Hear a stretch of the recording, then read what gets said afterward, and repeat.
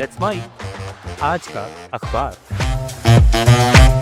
नमस्कार, let's mic में आपका स्वागत है। आज का अखबार के साथ मैं राखी जैन। यहाँ हम देश दुनिया के सबसे बड़े और विश्वसनीय अखबारों से चुनते हैं वो रिपोर्ट्स जो सिर्फ खबर नहीं, आपकी समझ और सोच को गहराई देती हैं। द न्यूयॉर्क टाइम्स से प्रकाशित लेख why a long war helps Iran.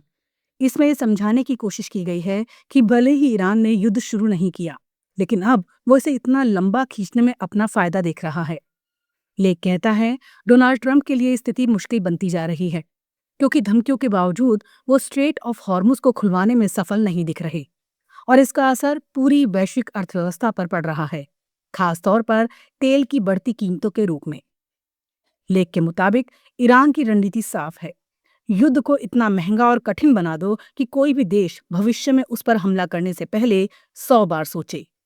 इसी रणनीति के तहत ईरान कम लागत वाले ड्रोन और मिसाइलों का इस्तेमाल कर रहा है, जबकि उसके विरोधियों को उनसे निपटने में कई गुना ज्यादा खर्च करना पड़ रहा है। यानी आर्थिक रूप से भी ईरान इस लड़ाई में कम खर्च, ज्यादा असर की स्थिति में है।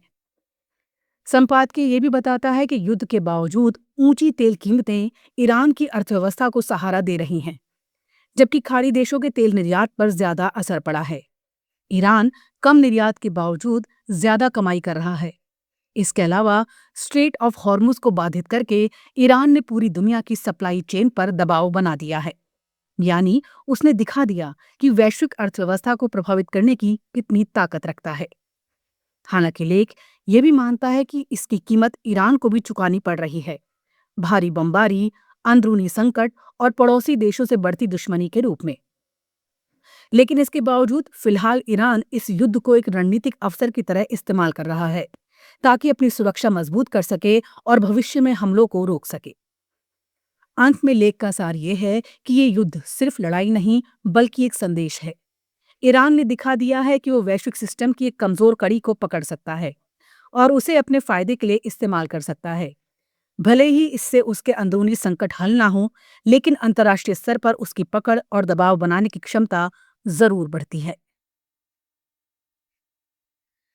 द गार्जियन में प्रकाशित संपादकीय the Guardian view on social media in the dock tech bros move fast, society is trying to catch up. इसमें ये बताया गया है कि अब सोशल मीडिया कंपनियों की जवाबदेही तय करने की दिशा में एक बड़ा मोड़ आ रहा है।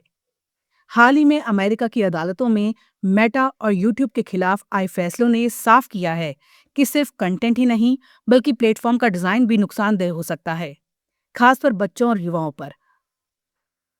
संपादकीय का मुख्य तर्क है कि अब तक ऑनलाइन नुकसान की बहस सिर्फ नफरत भरे या गलत कंटेंट पर केंद्रित थी, लेकिन असली समस्या उस डिजाइन में है जो यूजर को बार बार स्क्रीन पर लौटने के लिए मजबूर करता है, जैसे अनंत स्क्रॉल, लाइक्स और रिवॉर्ड सिस्टम।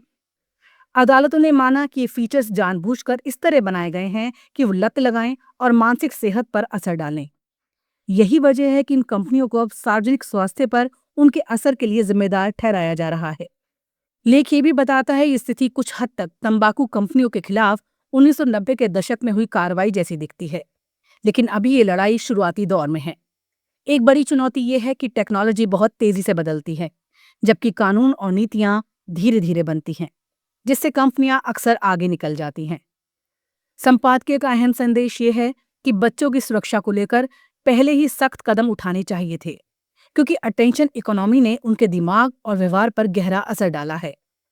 अब कुछ देशों जैसे ऑस्ट्रेलिया और ब्रिटेन ने इस दिशा में कदम उठाने शुरू किए हैं, लेकिन अभी बहुत कुछ किया जाना बाकी है।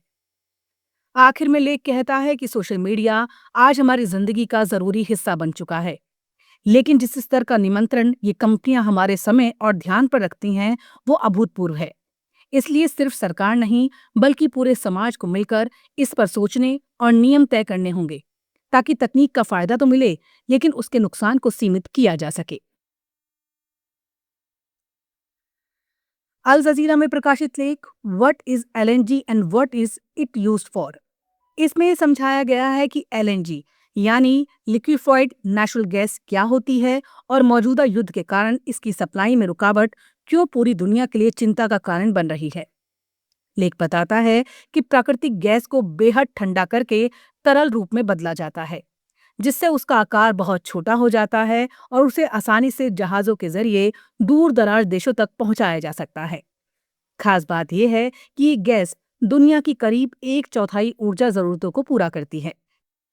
लेख के मुताबिक मौजूदा संघर्ष के कारण स्ट्रेट ऑफ हॉर्मुज से गुजरने वाली एलएनजी सप्लाई लगभग ठप हो गई है, जबकि दुनिया की करीब 20% एलएनजी इसी रास्ते से गुजरती है।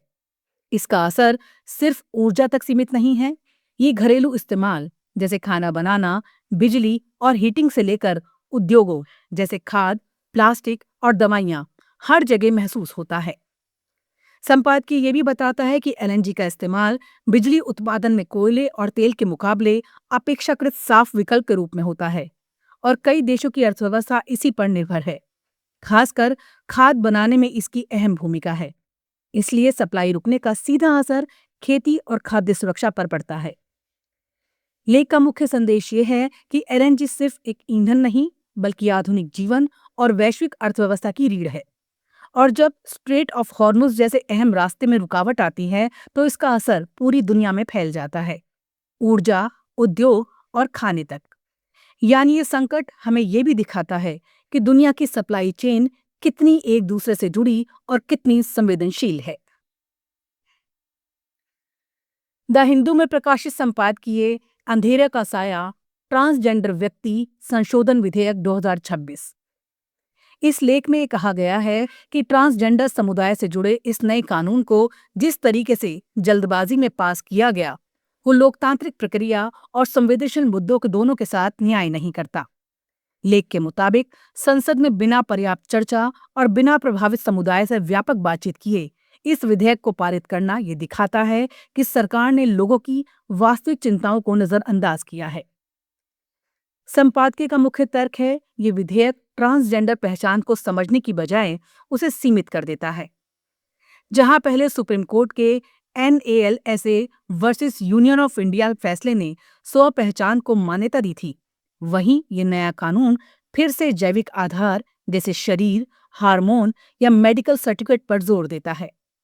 इससे कई ऐसे लोग जिनकी पहचान पारंपरिक श्रेणियों में फिट नहीं होती, कानूनी रूप से असमंजस में पड़ सकते हैं। लेख ये भी बताता है कि इस विधेयक में सेक्स और जेंडर जैसे अलग अलग विचारों को एक जैसा मान लिया गया है, जबकि असल में जेंडर एक सामाजिक और मानसिक पहचान भी होती है। इससे कानून का नजरिया संकीर्ण हो जाता है और LGBTQIA+ समुदाय के कई हिस्से खुद को इससे बाहर महसूस करते हैं। अंत में संपादकीय का संदेश साफ है, अगर सरकार सच में ट्रांसजेंडर लोगों के अधिकारों की रक्षा करना चाहती है, तो उसे एक पारदर्शी और सहभागी प्रक्रिया अपनानी होगी, जिसमें समुदाय की आवाज शामिल हो, वरना एक समस्या को हल करने के नाम पर एक कानून नई समस्याएं खड़ी कर सकता है और समानता व गरिमा के मूल उद्देश्य से भटक सकता है। आज का अखबार में फिलहाल इतना ही। देखते रहिए, सुनते रहिए लेट्स माइक। नमस्कार। आप सुन रहे थे let's mike more than radio. Follow कीजिए हमें हमारे सोशल मीडिया प्लेटफॉर्म्स पर। It's time for news. It's time for more than radio. Presenting the first radio news app, Let's Mic. Let's Mic, a news-based app on your phone where you get to watch and listen news, talk shows, interviews, radio show podcasts.